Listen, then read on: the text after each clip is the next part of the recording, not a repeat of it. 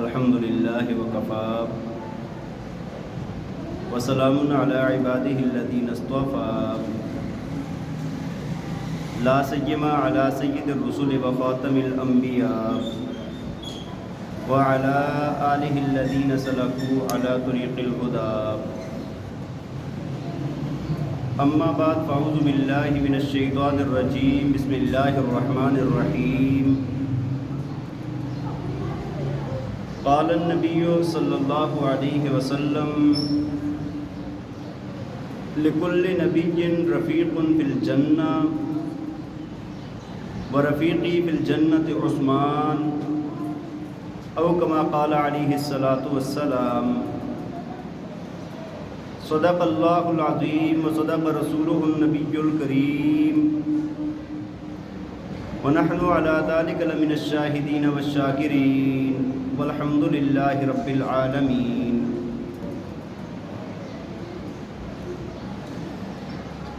محبت اور شوق کے ساتھ درود پاک پڑھ لیں۔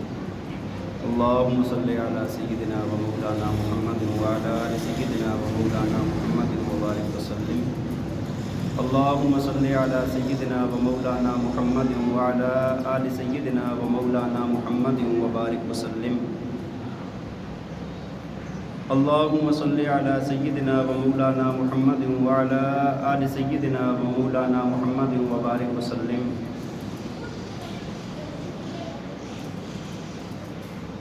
انتہائی قابل احترام، قابل صد احترام و تکریم، معزز و مکرم سامعین کرام، آپ کے علم میں ہے کہ ذوالحجہ کا ماہ مبارک شروع ہے اور آج ذوالحجہ کی 25 تاریخ ہے۔ اس ماہ مبارک کے اندر اور بہت بڑے بڑے واقعات کے ساتھ ساتھ ایک واقعہ انتہائی دردناک، انتہائی غمناک تاریخ اسلام میں پیش آیا۔ جیسے کہ محرم الحرام میں سیدنا حضرت امام حسین رضی اللہ تعالی عنہ کی شہادت اور آپ کی اولاد کی شہادت کا ایک عجیب و غریب اور دردناک داستان موجود ہے، اسی طرح ماہ ذوالحجہ کے اندر حیا و وفا کے پیکر داماد رسول حضرت عثمان غنی رضی اللہ تعالی عنہ کی شہادت کا دردناک واقعہ پیش آیا ہے۔ تو میرا دل یہ چاہا کہ امام مظلوم حضرت سیدنا عثمان غنی رضی اللہ تعالی عنہ کا واقعہ آپ حضرات کے گوشے گزار کروں۔ میں یہ سمجھتا ہوں کہ اسلامی تاریخ کے اندر انتہائی مظلوم شخصیت، انتہائی ظلم والی شہادت وہ حضرت عثمان غنی رضی اللہ تعالیٰ عنہ کی ہے، اور حضرت عثمان غنی رضی اللہ تعالیٰ عنہ کی جو شہادت ہے اس کو بہت کم بیان کیا جاتا ہے، بہت کم بیان کیا جاتا ہے، خطباء اس کا بہت کم بیان کرتے ہیں۔ اگرچہ بیان ہو رہا ہے لیکن جیسے ہونا چاہیے، جیسے ان کا مقام مرتبہ ہے اس حساب سے بیان نہیں ہو رہا۔ اور میں آپ کو اگر تھوڑا سا پس منظر بتاؤں نا اس شہادت کا، تو یہ شہادت بڑے پروپیگنڈے کے تحت ہوئی ہے اور اسلام کے خلاف ایک بہت بڑی سازش کے تحت ہوئی ہے۔ آج مسلمان اس بات سے واقف نہیں ہیں۔ دیکھیں، حضرت ابوبکر صدیق رضی اللہ تعالیٰ عنہ کا دور خلافت آتا ہے، 2 سال آپ کی خلافت تقریباً چلتی ہے، آپ کی وفات ہو گئی، اس کے بعد حضرت عمر رضی اللہ تعالیٰ عنہ کا دور خلافت آیا جو کہ 10 سال کے عرصے پر محیط ہے، اور اللہ تعالیٰ نے اس کے اندر مسلمانوں کے ماتحت 22 لاکھ مربع میل کی حکومت عطا فرمائی اور اتنے علاقے فتح ہو گئے۔ اس کے بعد جو دور آیا نا وہ حضرت عثمان غنی رضی اللہ تعالیٰ عنہ کا ہے۔ اور لوگوں کے ذہن میں عام طور پہ یہی ہے کہ یار وہ تو فتنوں کا دور تھا، اس کے اندر تو کوئی ترقی نہیں ہوئی، کچھ نہیں ہوا. ایسی بات نہیں ہے. دیکھیں بہت لمبا عرصہ جتنا حضرت ابوبکر حضرت عمر رضی اللہ تعالیٰ عنہ کی خلافت کا دور ہے، اتنا ان اکیلے کا ہے کہ انہوں نے 12 سال خلافت کی ہے. اور 12 سال کے اندر 10 سال ایسے ہیں کہ جن کے اندر اسلام کو اللہ نے بہت ترقی عطا فرمائی ہے. وہ کونے کونے تک اسلام کا جھنڈا لہرا دیا. اسلامی فوجیں پیش قدمی کرتی رہی، آگے بڑھتی رہی، اور بہت زیادہ علاقے مسلمانوں کے ماتحت ہو گئے. اب آپ اس بات سے اندازہ لگا لیں، نبی علیہ السلام کے دور میں، حضرت ابوبکر حضرت عمر کے دور میں 22 لاکھ مربع میل پر حکومت ہوئی، اور اگلے حضرت عثمان غنی رضی اللہ تعالیٰ عنہ کے دور خلافت کے اندر مزید 22 لاکھ مربع میل اور مسلمانوں کے قبضے میں آئی. 22 لاکھ مربع میل کی حکومت آگے اور آئی، یعنی ٹوٹل 44 لاکھ مربع میل پر حکومت تھی کس کی؟ حضرت عثمان غنی رضی اللہ تعالیٰ عنہ کی. اچھا جب دیکھا نا دوسرے یہودیوں نے، ان لوگوں نے جب دیکھا کہ بھائی مسلمانوں کو اب نا ہم زور سے طاقت کے ساتھ ہم ان کو نہیں ہرا سکتے، ان کا مقابلہ ہمارے ساتھ نہیں، ہم نہیں کر سکتے، انہوں نے کیا کیا کہ عبداللہ بن سبا ایک بہت بڑا یہودی ہے اور بہت تیز شاطر ذہن کا انسان، مسلمانوں کے اندر صحابہ کے اندر جو بڑے بڑے اختلافات ہوئے نا، ان کی وجہ ان کی بنیاد یہی بندہ تھا، عبداللہ بن سبا، اور یہ یہودی تھا. اس نے سازش رچائی، اور سازش ایسی کہ بھائی مسلمانوں کو نا سمجھ بھی نہیں لگی. تب جب اس نے دیکھا نا کہ بھائی اب ہمارا کوئی نہیں، ہم زور سے طاقت سے مسلمانوں کا مقابلہ نہیں کر سکتے، اس نے اپنے چند لوگوں کو ساتھ ملایا اور مسلمانوں کا لبادہ پہن لیا، بظاہر مسلمان بن گیا یہ بندہ. اچھا پھر اس نے کیا کیا کہ اس نے، چونکہ یہ پچھلے دور بھی دیکھتا آ رہا تھا، لیکن عثمان غنی رضی اللہ تعالیٰ عنہ کے زمانے کا اس نے انتخاب کیا. اس کی بھی وجہ ہے، اس نے جب یہاں پر لوگوں کے اندر پروپیگنڈا کیا ہے نا، اس کے اندر اس نے سب سے پہلا جو کام کیا ہے، وہ جو قومی عصبیت تھی نا، قبائلی عصبیت تھی نا، جو بہت پرانی چلی آ رہی تھی، اس کو اجاگر کیا سب سے پہلے. دیکھیں نا، نبی علیہ السلام ہاشمی ہیں، قریشی ہیں، اس کے بعد خلیفہ حضرت ابوبکر صدیق قبیلہ تیم سے ہیں، اس کے بعد حضرت عمر فاروق قبیلہ عدی سے ہیں. لیکن یہ قبائل نا چھوٹے قبائل تھے، لیکن قبیلہ بنو امیہ جو تھا نا، یہ بنو ہاشم کے مد مقابل رہا ہے ہمیشہ. پرانے زمانوں کے اندر ان کی آپس میں یہ برابر کے طاقت میں، زور میں، ہر چیز میں آپس میں برابر کے ہوا کرتے تھے، اور ان کی آپس میں جنگیں بھی ہوئی، سب کچھ ہوا. اس نے آ کر سب سے پہلے یہ قبیلہ، یہ قبائل کی عصبیت کو اجاگر کیا، اور اس نے آ کر کہا کہ بھائی اس کا سب سے پہلی بات اس نے آ کر یہ کہی تھی کہ یہ جو خلافت ہے یہ تو ہاشمیوں کا حق ہے، بنو امیہ والے کہاں سے آ گئے. یہ درمیان میں ابوبکر صدیق رضی اللہ تعالیٰ عنہ، حضرت عمر فاروق رضی اللہ تعالیٰ عنہ، حضرت عثمان غنی رضی اللہ تعالیٰ عنہ، جو ان کو خلافت دی گئی ہے یہ ناحق ہے. اصل حق حضرت علی رضی اللہ تعالیٰ عنہ کا تھا، جو نبی علیہ السلام کے وصی تھے، تو ان کو خلافت دینی چاہیے تھی. اب آپ اندازہ لگائیں، تھوڑا تھوڑا میں آپ کو بتاؤں گا، آپ اندازہ لگائیں کہ لوگوں کے اندر اختلاف پیدا کرنے کی صورت کیا پیدا کی اس نے. اور اسی نے ابتدا کے اندر یہ نعرہ لگایا تھا کہ حضرت علی رضی اللہ تعالیٰ عنہ خدا ہیں. بات سمجھ آ رہی ہے کہ نہیں؟ یہ بہت بڑا سازشی ذہن تھا، بہت بڑا سازشی ذہن تھا. اور اسی طرح اگر آپ دیکھیں گے نا جنگ جمل، جنگ صفین، ہاں، اس کا بھی پیش خیمہ یہی عبداللہ بن سبا ہے. آج بہت سارے اہل تشیع نا وہ اس بات کا انکار کر دیتے ہیں، کہتے نہیں جی عبداللہ بن سبا کوئی بندہ ہی نہیں تھا.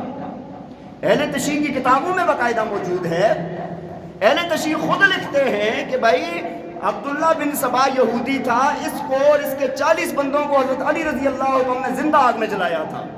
یہ اتنی بڑی سازش تھی ہے کہ حضرت علی رضی اللہ عنہ نے خود اپنے ہاتھوں سے اس کو قتل کیا ہے. لیکن اس نے کام بہت بڑے بڑے کیے، اور اپنے حساب سے اس نے بہت کامیاب کام کیے ہیں. عبداللہ بن سبا جو تھا نا، اس نے بہت کامیاب کاروائیاں کی ہیں. تو پہلا اس نے یہ کام کیا کہ آ کر مسلمانوں کے اندر یہ نعرہ لگایا، ہاں جی، کہ بھائی یہ وہ قبائل والی جو عصبیت تھی نا، وہ پرانی باتیں وہ اجاگر کی، ان کو جگایا. لوگوں کے دلوں کے اندر نا ایک نفرت پیدا کی اس نے. اور ادھر سے ہمدرد بن رہا ہے. اور دوسرا کام اس نے کیا کیا، یہ بندہ یہ کرتا تھا، یہ مختلف علاقوں میں جاتا تھا، اس کے ساتھ اور بھی بہت سارے تھے لیکن مین ذہن اسی کا تھا. یہ جاتا تھا، جس طرح کوفہ چلا گیا، وہاں پر جا کر کہتا تھا حضرت عثمان رضی اللہ تعالیٰ عنہ ایسے ہیں، فلاں ایسا ہے، فلاں ایسا ہے، بصرہ کا جو گورنر ہے وہ ایسا ہے، دمشق کا ایسا ہے، فلاں جگہ کا ایسا ہے.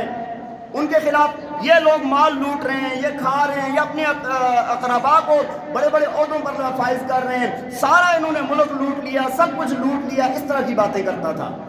اچھا کوفہ جب جاتا تھا نا تو کوفہ والوں کے متعلق نہیں کرتا تھا، حضرت عثمان اور جو گورنر ہوتے تھے ان کے. اچھا دمشق چلا گیا، ادھر جا کے کوفہ والے اور حضرت عثمان اور اوروں کے خلاف، دمشق والوں کے خلاف نہیں کرتا تھا. اس بندے کا یہ ایسا سازشی ذہن تھا. اور ایسے پھر کیسے تحقیقات ہو سکتی ہیں؟ ایسا زمانہ تو تھا نہیں نا جس طرح فون کا اور دوسرا تیسرا، بلکہ فون کا زمانہ بھی ہو نا ہاں آج کل، تو آج کل بھی اس طرح ہو جاتا ہو جی فلانا چور چور چور چور. ہاں یہ کرتے کرتے کرتے وہ پروپیگنڈا جب چلتا ہے نا انسان کو سمجھ نہیں لگتی.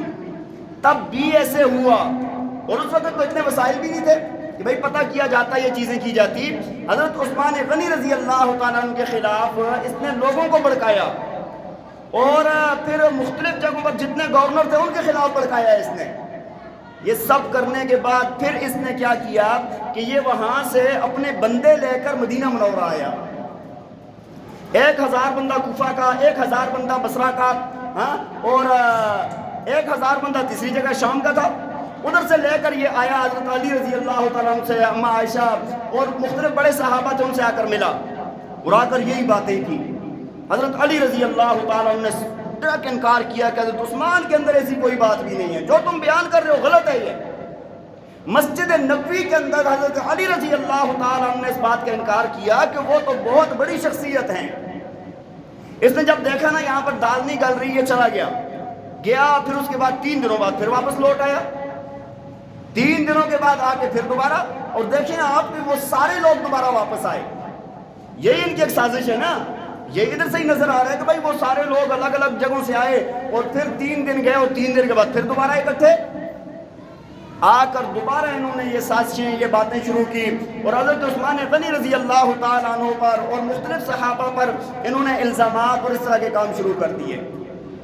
یہ میں آپ کو بتا رہا تھا کہ یہ اس شہادت کا پیش خیمہ ہوا، اور اس کے لیے انہوں نے طریقہ کیا شروع کیا وہ میں آپ کو عرض کر رہا تھا. پھر جب یہ آئے نا، انہوں نے کیا کیا کہ لوگ تو بہت سارے تیار کر لیے تھے، انہوں نے بہت سارے لوگ تیار ہو گئے، ان کے اپنے بھی بندے موجود ہیں. جمعے کا دن تھا، حضرت عثمان غنی رضی اللہ تعالیٰ عنہ منبر پر آ کر بیٹھے خطبہ دینے کے لیے. تو جیسے آپ نے خطبہ شروع کیا نا، مسجد کے ایک کونے سے آواز آئی، آپ خطبہ نہیں دے سکتے. ادھر سے 2 کھڑے ہو گئے، 2 ادھر سے کھڑے ہو گئے، 2 ادھر سے کھڑے ہو گئے، آپ خطبہ نہیں دے سکتے. صحابہ نے دیکھا کہ اچھا اکثر صحابہ نا اس وقت حج پر چلے گئے تھے، 18 ذو الحجہ کو آپ کی شہادت ہے نا، اکثر صحابہ تب تک حج کے لیے چلے گئے تھے. کچھ صحابہ مدینہ منورہ کے اندر موجود تھے. بہرحال حضرت عثمان رضی اللہ تعالیٰ عنہ نے اور انہوں نے آ کر حملہ کر دیا باقاعدہ، اور حضرت عثمان رضی اللہ تعالیٰ عنہ کو زخمی کر دیا. وہ جو عصا مبارک تھی جس پر ٹیک دے کر خطبہ دیا کرتے تھے اس کو توڑ دیا. یہ وہی عصا تھی جس پر نبی علیہ السلام نے ٹیک دیا، ہاتھ میں پکڑ کر خطبہ دیا ہے. حضرت ابوبکر نے خطبہ دیا، حضرت عمر نے خطبہ دیا ہے. آج اس نشانی کو انہوں نے پکڑ کے توڑ دیا. ان کا نفاق اور ان کے اندر کی بدبختی آپ کو اس بات سے ظاہر ہوگی کہ اسلام کے کس درجے کے مخالف تھے یہ لوگ. حضرت عثمان رضی اللہ تعالیٰ عنہ پر امام ابن کثیر نے لکھا، فرمایا کہ ادھر انہوں نے پتھروں سے مارا اور حضرت عثمان رضی اللہ تعالیٰ عنہ بے ہوش ہو گئے. آپ کو صحابہ نے اٹھایا، لے کر گھر گئے. ہاں جب آپ کے گھر کے اندر تھے، جب آپ ہوش میں آئے تو سب سے پہلی بات جو زبان پر آئی نا، فرمایا کہ مدینے والے ٹھیک ہیں، مدینے والے سارے ٹھیک ہیں. سب نے بتایا جی ٹھیک ہیں، ان کی خیر عافیت کے لیے. لیکن بھائی اب حضرت عثمان رضی اللہ تعالیٰ عنہ ادھر موجود ہیں. ان لوگوں نے جو مسجد کے اندر، مسجد نبوی کے اندر بے ادبی کی ہے نا، وہ کسی مسلمان سے تصور نہیں کی جا سکتی. دیکھیں پتھر مارنا، شور و غل کرنا، عصا مبارک کو توڑ دینا. ہاں حالانکہ وہاں پر حکم کیا ہے؟ جو مدینہ مسجد نبوی میں گئے ہیں وہاں پر کیا آیت لکھی ہوئی ہے؟ لا ترفعوا اصواتکم فوق صوت النبی ولا تجهروا له بالقول كجهر بعضکم لبعض ان تحبط اعمالکم وانتم لا تشعرون. اللہ کے پاک پیغمبر سے اپنی آوازوں کو بلند نہ کرو، یہ ادب کا مقام ہے. اللہ کے پاک پیغمبر یہاں پر آرام فرما رہے ہیں، یہاں پر تمہاری آواز ایسی نہیں ہونی چاہیے کہ جو بلند ہو اور نبی علیہ السلام کی بے ادبی ہو. تمہارے اعمال سارے کے سارے ضائع ہو جائیں گے، ختم ہو جائیں گے، تمہیں پتہ بھی نہیں چلے گا. بہرحال یہ ساری بات پیش آ گئی، یہ بے ادبی بھی انہوں نے کی. اب حضرت عثمان رضی اللہ تعالیٰ عنہ پر اور پابندیاں لگتی ہیں. انہی بلوائیوں کی طرف سے ایک اور اعلان ہو گیا کہ بھائی آج کے بعد حضرت عثمان رضی اللہ تعالیٰ عنہ مسجد نبوی میں نماز پڑھنے نہیں آئیں گے. خطبہ دینا، جماعت کروانا، وہ سارے کام تو درکنار نہ، نماز جماعت کے ساتھ پڑھنے نہیں آئیں گے مسجد نبوی میں. آپ سوچیں تو صحیح نا، وہ مسجد جس کی تعمیر، جس کی زمین خرید کر حضرت عثمان غنی رضی اللہ تعالیٰ عنہ نے دی، اس پر اللہ کے نبی نے جنت کی بشارت سنائی تھی، اس مسجد میں نماز پڑھنے سے منع کر دیا. فرمایا حضرت عثمان یہاں پر نماز پڑھنے نہیں آئیں گے. یہ ساری باتیں چل رہی ہیں، یہ ساری مخالفتیں چل رہی ہیں. صحابہ حضرت عثمان رضی اللہ تعالیٰ عنہ کے پاس گئے، حضرت علی، حضرت طلحہ، مختلف بڑے صحابہ گئے، مغیرہ بن شعبہ رضی اللہ تعالیٰ عنہ کہ حضرت یہ لوگ تو بہت حد سے تجاوز کر رہے ہیں، آپ اجازت دیں ہم ان کے ساتھ جنگ کریں. ہم ان کے ساتھ کیا کریں؟ جنگ کریں. حضرت مغیرہ بن شعبہ رضی اللہ عنہ کی آپ کہتے ہیں تو ہم ان کے ساتھ جنگ کرتے ہیں، ہمارے پاس قوت ہے، حکومت ہے، طاقت ہے، ہم ان کے سروں کو کچل کے رکھ دیں گے. یا دوسرا یہ ہے کہ اگر آپ جنگ نہیں کرنا چاہتے تو آپ مکہ مکرمہ چلے جائیں. تیسرا یہ ہے کہ آپ شام چلے جائیں، وہاں پر حضرت امیر معاویہ رضی اللہ عنہ موجود ہیں. ادھر سے حضرت امیر معاویہ رضی اللہ عنہ پیغام پہ پیغام بھیج رہے ہیں کہ حضرت آپ اجازت دیں فوجیں لے کے ان کو نیست و نابود کر دیا جائے. حضرت عثمان غنی رضی اللہ تعالیٰ عنہ نے فرمایا کہ نہیں، میں مدینہ منورہ کے اندر خون ریزی نہیں چاہتا. اللہ کے پاک پیغمبر نے فرمایا تھا ایک وقت ایسا آئے گا کہ جب تمہیں لوگ قتل کرنے کے در پہ ہوں گے، اس وقت تم خون ریزی نہ کرنا. اس وقت تم خون ریزی، اللہ کے پاک پیغمبر کا یہ حکم ہے. میں یہاں پر جنگ نہیں چاہتا، نہ میں کرتا ہوں. یار میں پڑھ رہا تھا کیا ہی شریف نفس انسان ہے یار، قسم سے ایسے اعلیٰ صفات انسان ہیں کہ تاریخ میں نہیں ملتے. حکومت ہے پاس یار، 44 لاکھ مربع میل کے حکمران ہیں، خلیفۃ المسلمین ہیں. یہ نہیں لوگ یہ سمجھتے ہیں کہ شاید وہ کمزور پڑ گئے تھے، انہوں نے اس وجہ سے نہیں کیا، کمزور نہیں تھے. اللہ کے پاک پیغمبر کے یہ ارشادات سامنے تھے.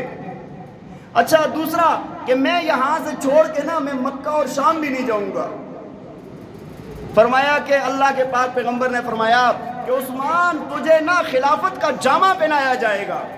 لوگ کہیں گے اتار دو، تم نے اتارنا نہیں ہے، تمہیں ایک قمیض پہنائی جائے گی جس کی خلافت کی طرف اشارہ تھا. تو مجھے کہا گیا تھا کہ اللہ کے نبی نے فرمایا کہ اس کو اتارنا نہیں ہے، اس وجہ سے میں حکومت کو چھوڑ کے بھی نہیں جا سکتا، خلافت کو چھوڑ کے بھی نہیں جا سکتا. صحابہ نے بہرحال ساری باتیں کی، منع کر دیا گیا. یہاں تک کہ اپنے غلاموں کو، جو غلام بہت زیادہ تھے، انہوں نے تلواریں اٹھا لی. آپ نے فرمایا کہ جو غلام اپنی تلوار نہیں اٹھائے گا ان کے خلاف وہ میری طرف سے آزاد ہوگا. ایک دن میں 20,000 غلام آزاد کیے. اب یہ وقت چل رہا ہے، بڑا مشکل، انتہائی مشکل وقت ہے. اور ادھر سے ان لوگوں نے محاصرہ کیا ہوا ہے، آپ کے جو گھر ہے اس کا محاصرہ کیا ہوا ہے. اچھا پھر آگے اعلان ہوتا ہے پہلے تو مسجد نہیں آئیں گے، خطبہ نہیں دیں گے، نماز نہیں پڑھائیں گے، باجماعت نہیں پڑھیں گے.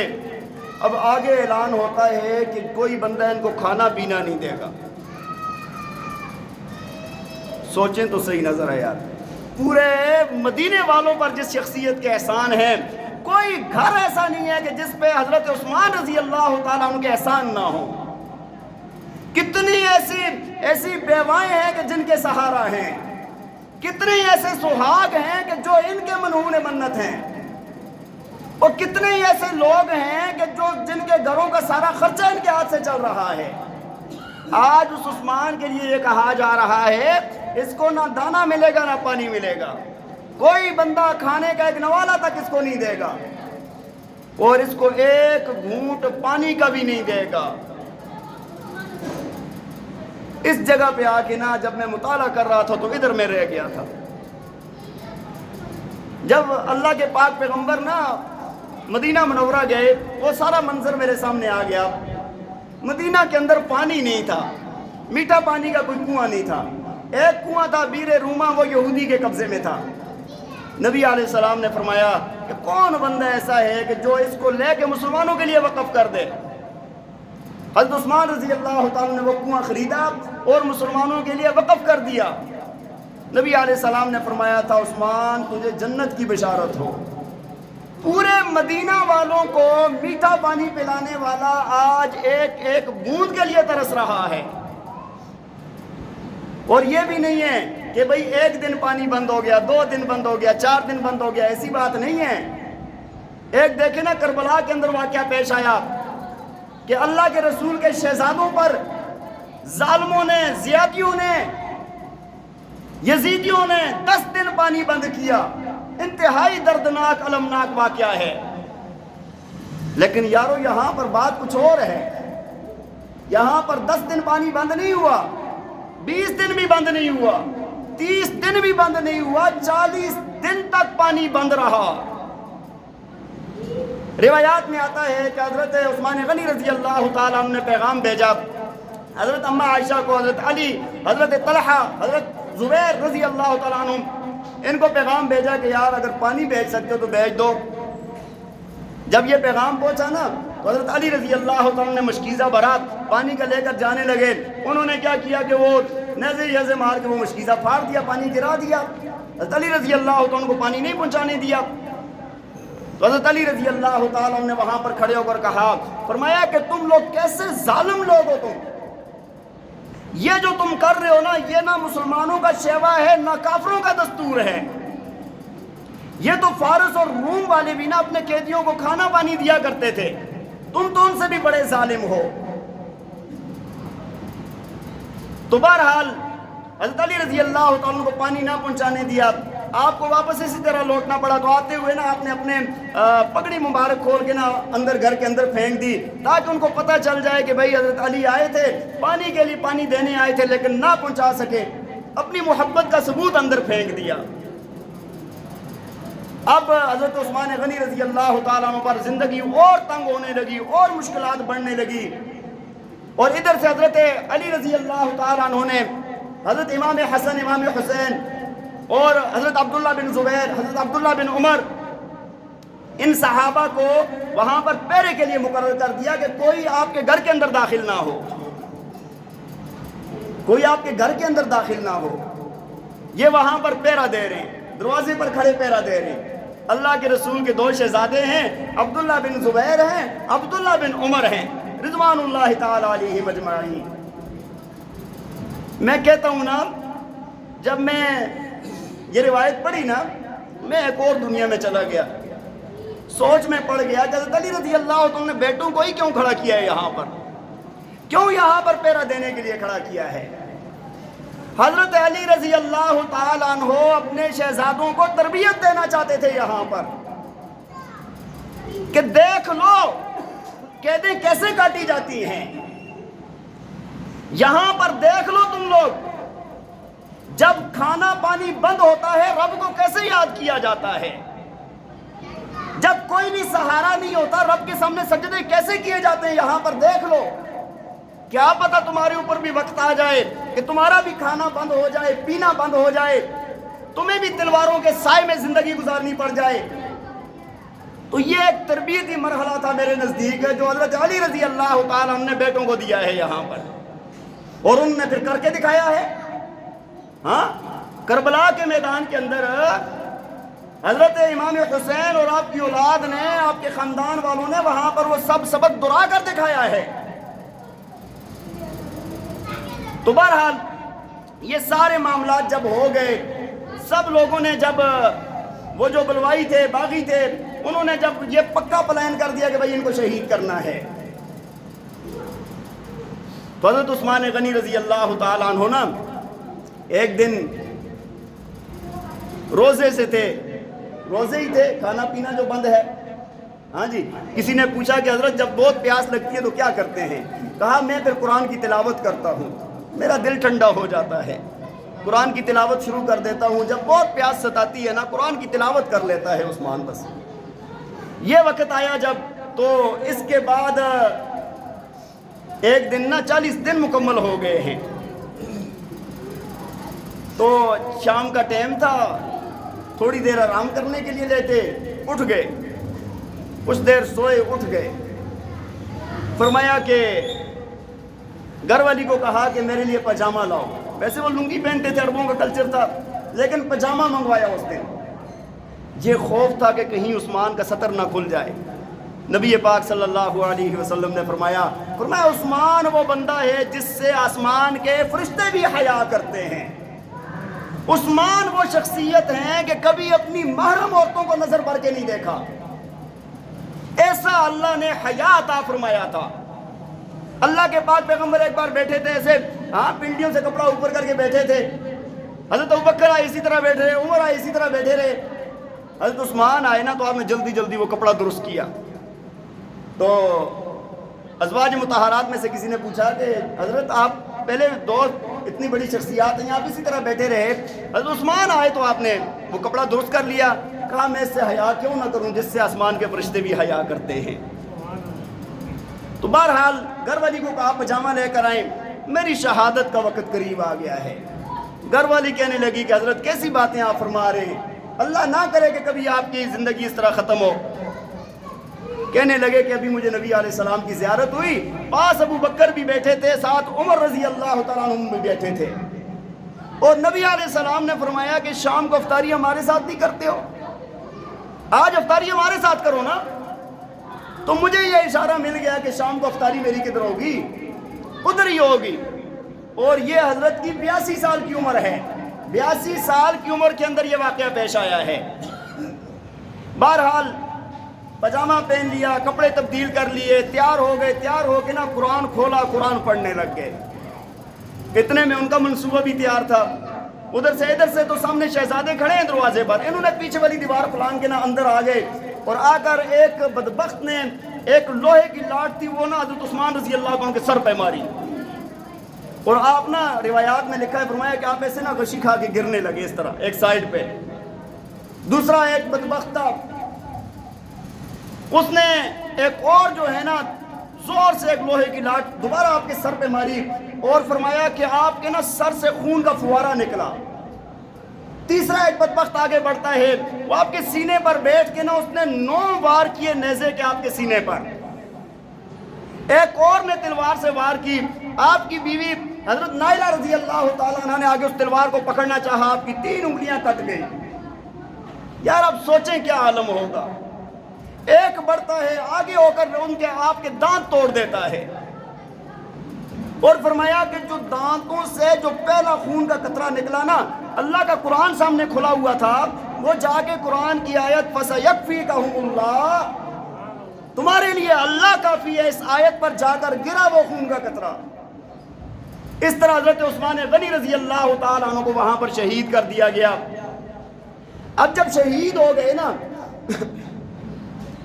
عام طور پہ کیا ہوتا ہے کہ جب کسی کا بھی ظلم ہوتا ہے نا اس کی موت تک ہوتا ہے، لیکن ان ظالموں نے کیا کیا کہ شہید کرنے کے بعد یہ اعلان کر دیا کہ کوئی ان کو کفن دفن نہیں کرے گا۔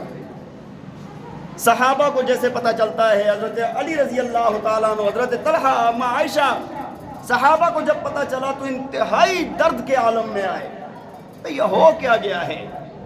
بلکہ روایات کے اندر آتا ہے کہ حضرت علی رضی اللہ تعالیٰ نے آ کے بیٹوں کو ڈانٹا، اور روایت میں آتا ہے کہ حضرت حسن کو تھپڑ مارا، اور حضرت امام حسین کے سینے پر اس طرح ہاتھ مارا کہ تم نے پہلا کیسا دیا ہے، کس طرح وہ لوگ وہاں پر پہنچ گئے ہیں۔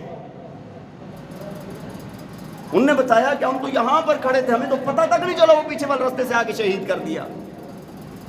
تو بی بی نائلہ جو تھی انہوں نے آ کر اعلان کیا مسلمانوں میں کہ امیر المومنین کو شہید کر دیا گیا ہے۔ اب 3 دن اور 2 راتیں اس طرح گزری ہیں کہ حضرت عثمان غنی رضی اللہ تعالیٰ عنہ بے گور اور بے کفن وہیں پر اپنے گھر کے اندر موجود ہیں، اور انہوں نے اعلان کر دیا کہ جو کوئی بندہ نہیں اٹھائے گا۔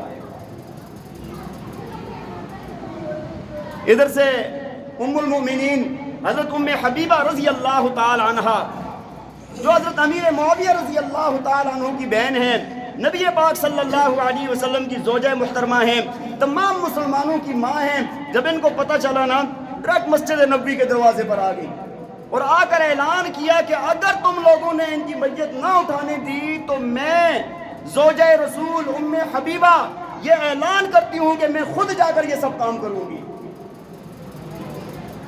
تب جا کر اجازت ملی حضرت عثمان غنی رضی اللہ تعالیٰ عنہ کے مبارک جسم کو اٹھانے کی۔ رات کے وقت میں حضرت عثمان غنی رضی اللہ تعالیٰ عنہ کو غسل دیا گیا، کفن پہنا کے رات کے وقت نا آپ کی میت کو لے جایا گیا، اور میت اٹھانے والوں میں سب سے آگے نا حضرت علی المرتضیٰ رضی اللہ تعالیٰ عنہ تھے۔ آپ کے بیٹے حضرت امام حسن امام حسین رضی اللہ تعالیٰ عنہ تھے، اور روایات میں آتا ہے کہ بی بی نائلہ جو تھی نا، جو آپ کی زوجہ محترمہ تھی، انہوں نے نا لالٹین اٹھائی ہوئی تھی۔ آپ خود اندازہ لگائیں کہ جب امیر المومنین کی میت 3 دن تک گھر میں پڑی رہی، اس کے بعد درمیان میں بھی واقعات پیش آئے۔ ایک لعنتی انسان آیا، وہ تلوار لے کر آیا اور کہتا ہے میں ناک کاٹوں گا۔ حضرت عثمان غنی رضی اللہ عنہ کا غلام آگے بڑھا تو اس کو جہنم رسید کر دیا۔ ایک اور آیا، آ کر کہنے لگا جی میں نے امیر المومنین کو دیکھنا ہے، زیارت کرنی ہے۔ زیارت کے بہانے آیا اور آپ کا کفن اٹھا کے نا آپ کے چہرہ مبارک پر اس نے تھپڑ مارا۔ علامہ ابن سیرین رحمہ اللہ فرماتے ہیں میں ایک بار حج کا طواف کر رہا تھا اور ایک بندہ دعائیں مانگ رہا ہے، اللہم اغفر لی ولا اظن ان تغفر لی، یا اللہ مجھے معاف کر دے لیکن مجھے یہ امید ہے کہ تو مجھے معاف نہیں کرے گا۔ علامہ ابن سیرین فرماتے ہیں کہ میں نے کہا کیسی دعا کر رہے ہو تم؟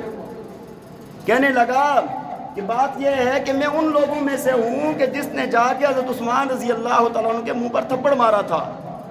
آپ کی بیوی نے بد دعا دی تھی کہ اللہ تیرے ہاتھوں کو خشک کر دے، لکڑی بنا دے، اللہ تجھے بینائی سے محروم کر دے، اندھا کر دے تجھے، اور یا اللہ کبھی اس کی مغفرت نہ کرنا۔ فرمایا کہ جب میں نے دیکھا تو اس کا ہاتھ خشک ہوا، آنکھوں سے محروم۔ کہتے ہیں 2 دعائیں تو قبول ہو گئی ہیں، تیسری بھی یہ ہے کہ میری مغفرت ہونے والی نہیں ہے۔ تو بہرحال رات کے وقت میں کٹے ہوئے ہاتھوں کے ساتھ، کٹی ہوئی انگلیوں کے ساتھ لالٹین پکڑی ہوئی ہے اور جا رہی ہے۔ اور انہوں نے اور کیا ظلم کیا، انہوں نے لوگوں کو نا چھتوں میں چڑھا کے کھڑا کر دیا، رستوں میں کھڑا کر دیا۔ یار آپ اندازہ لگائیں، غور کریں، امیر المومنین ہیں، عثمان غنی رضی اللہ تعالیٰ جیسی شخصیت ہیں۔ ویسے عام جنازوں پر کیا ہوتا ہے؟ پھول ہوتے ہیں، خوشبوئیں ہوتی ہیں، پھولوں کی پتیاں نچھاور کی جاتی ہیں۔ حضرت عثمان رضی اللہ تعالیٰ کے ساتھ یہ معاملہ نہیں ہوا۔ آپ کی جب میت مبارک جا رہی تھی تو آپ پر پتھروں کی بارش کی گئی، آپ کی چارپائی مبارک پتھروں سے بھری ہوئی تھی اوپر سے، اور ایسے ہی چلتے چلتے چلتے نا نبی علیہ السلام کے روزے کے سامنے آ گئے۔ وہ کہتے ہیں نا کہ عاشق کا جنازہ ہے، ذرا دون سے نکلے، محبوب کی گلیوں سے گھوم کے نکلے، تو نبی علیہ السلام کے روزے کے سامنے آ گئے نا تو بی بی نائلہ نا وہاں پر رک گئی، اور کوئی رونا نہیں ہے، کوئی نوحہ نہیں ہے، کوئی گریبان پھاڑنا نہیں ہے، کوئی منہ پیٹنا نہیں ہے، لیکن سامنے نے اس طرح کی رک گئی اور خیالات کی دنیا میں کھو گئی۔ یا رسول اللہ پتہ ہے کون ہے یہاں پر؟ اے اللہ کے پاک پیغمبر آپ کو پتہ ہے کس کی میت ہے یہ؟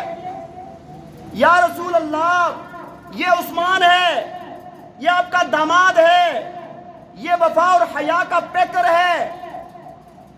یا رسول اللہ آج اس کے اوپر کوئی پھول نہیں بچھے ہوئے، آج اس کے اوپر کوئی خوشبوئیں نہیں پھیلی ہوئی۔ یا رسول اللہ آج عثمان کے اوپر پتھروں کی بارش کی گئی ہے، آج عثمان کی چارپائی اوپر سے پتھروں سے بھری ہوئی ہے۔ اسی عالم میں نظروں میں نبی علیہ السلام سے یہ عرض کی، اور آپ کو وہاں سے لے جایا گیا اور جا کر جنت البقیع کے بالکل کنارے پر، جنت البقیع میں انہوں نے کہا دفن نہیں کرنے دیں گے۔ پہلے تو یہ بھی اعلان کیا مسلمانوں کے قبرستان میں دفن نہیں کرنے دیں گے۔ کنارے پر جا کے دفن کیا گیا. جب دفن ہو گئے نا تب دیکھا کہ 7 قبر اما حلیمہ کی ہے اور ادھر 7 قبر کس کی ہے؟ حضرت عثمان غنی رضی اللہ تعالیٰ عنہ کی. تو بہرحال یہ آپ کی شہادت کا مختصر سا واقعہ میں نے آپ کو عرض کیا ہے. حضرت عثمان غنی رضی اللہ تعالیٰ عنہ کی جو مبارک زندگی ہے نا وہ مسلمانوں کے لیے قابل عمل ہے اور نجات کا راستہ ہے. ایک مرتبہ نبی علیہ السلام بیٹھے تھے, سامنے سے نا ایک چادر اوڑے ہوئے ایک شخص گزرے. نبی علیہ السلام نے فرمایا یہ جنتی ہے. ہاں, اور ساتھ فرمایا کہ ایک فتنوں کا دور آئے گا, فتنوں کا دور آئے گا, تب یہ بندہ حق پر ہوگا. ایک صحابی بھاگے بھاگے گئے, جا کر دیکھا چادر اتاری, دیکھا تو حضرت عثمان غنی رضی اللہ تعالیٰ عنہ. اچھا, نہ ان کا منہ نبی علیہ السلام کی طرف پھیرا, یا رسول اللہ یہ؟ آپ نے فرمایا ہاں یہی. آپ نے فرمایا ہاں یہی. تو بہرحال اللہ تعالیٰ حضرت عثمان غنی رضی اللہ تعالیٰ عنہ کے درجات کو بلند فرمائے, آپ کو بہت اونچے مقامات عطا فرمائے. اللہ کے پاک پیغمبر نے خود فرما دیا نا, فرمایا کہ ہر نبی کا جنت میں کوئی رفیق ہوتا ہے, میرا رفیق کون ہے؟ عثمان ہے. میرا رفیق کون ہے؟ اور نبی علیہ السلام نے پہلے فرما دیا تھا. ایک مرتبہ پہاڑ پر چڑھے نا, پہاڑ ہل رہا تھا, آپ نے فرمایا پہاڑ رک جا, تیرے اوپر ایک نبی ہے, 2 شہید ہیں, ایک صدیق ہے, اور ساتھ حضرت عمر, حضرت عثمان اور حضرت ابوبکر تھے. نبی علیہ السلام کی زبان مبارک سے شہادت کا لقب آپ کو مل گیا.